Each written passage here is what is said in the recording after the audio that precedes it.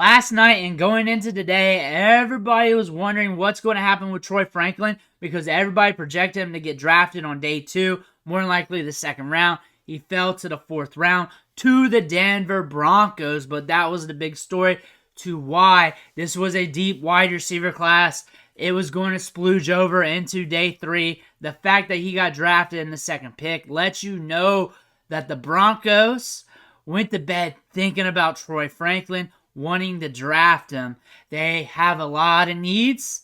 They also don't have much capital when it comes to cap room due to Russell Wilson here to really go after just any player off the board. They have to make things count. They thought Troy Franklin was a great value. They went after him. That being said, he did fall in the draft, and we're also in an interesting situation here. They drafted Bo Nix. We got Zach Wilson at quarterback. That does not seem too flirtatious right now, but you got to wait for things to develop to see what happens. But you look at the wide receiver depth chart here. Courtland Sutton, who's been drawing trade rumors for the last few days and weeks now. You got Josh Reynolds on the roster right now. Tim Patrick, an old faithful, which I love.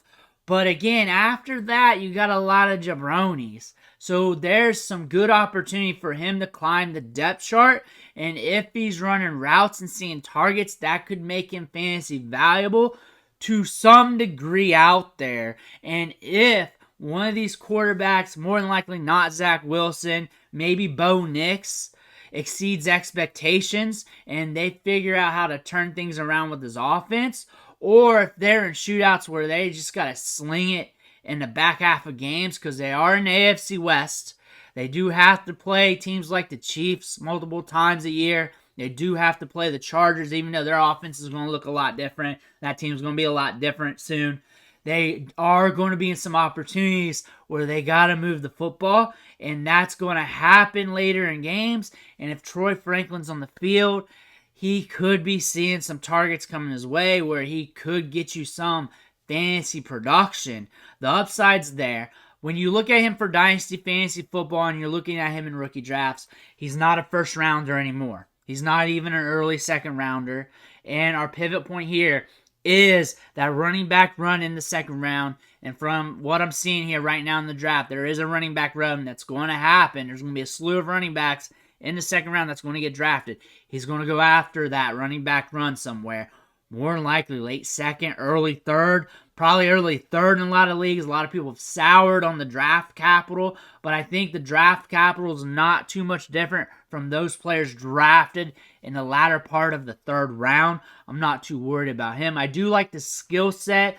I'm not too in on the situation. However, with the situation, I could see him climbing the depth chart, getting opportunity. And if he's going to get opportunity, that means targets could be going his way. That means route participation rate could be pretty damn high. And that could allow him to buoy himself up to being a wide receiver 3 or 2 or whatever.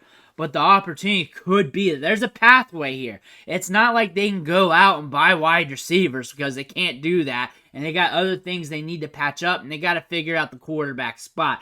And also, I did not mention it yet, and I should. He played with Bo Nix at Oregon. So Bo Nix has his weapon right here. Broncos fans, you should be very excited about that. He's got his weapon of choice. They should marinate well together. So if Troy Franklin comes into camp, plays well, moves up the depth chart, guess who's probably going to funnel him targets? I say probably because it's not guaranteed. Could be Bo Nix. That makes Bo Nix feel a lot better, more confident where he's at. That could allow him to transition a lot quicker. That's a great deal for the Broncos, getting Troy Franklin in the 4th round. I think any other draft, he was not going to fall. If he was in last year's draft, he's not falling to the 4th round. This is a deeper wide receiver class with a lot of options, with a lot of different wide receivers. And some of those teams, a few of them, not a lot of them, did make some wrong picks at the wide receiver spot, but you can let me know which ones those are because you know you would disagree with some of them from last night. But looking at Troy Franklin, it is a very volatile situation. I can definitely see a pathway where he moves up and becomes a starter. It could be ho-hum production, but it could be production that you may want for your fantasy team. Also, he may not fire right away. I just don't see that happening. We got a lot with the quarterback position. So he might be a player that you can buy later on the cheap, maybe even as a throw-in for free. But if he hits quick, you're going to miss out. You got to watch the tea leaves for him. So you may not have to draft him to get him. You may be able to trade for him for cheap on a later date. If this team looks like a clusterfuck, depending on what's going on with their front office and staff and how they're managing the team going forward. But that being said, he is going to a team where there is a pathway to opportunity. It's not super sexy, but he is going to be a lot cheaper. And he was forecasted as a first rounder in rookie drafts, a second rounder in the real NFL draft. Broncos caught him at a discount. Can he climb the roster? Can he climb that depth chart? Can he become fantasy viable? We shall see. But let me know what you think in the comments below. Make sure to hit that subscribe button on the way out. I want to thank you for watching. Catch you on the next video.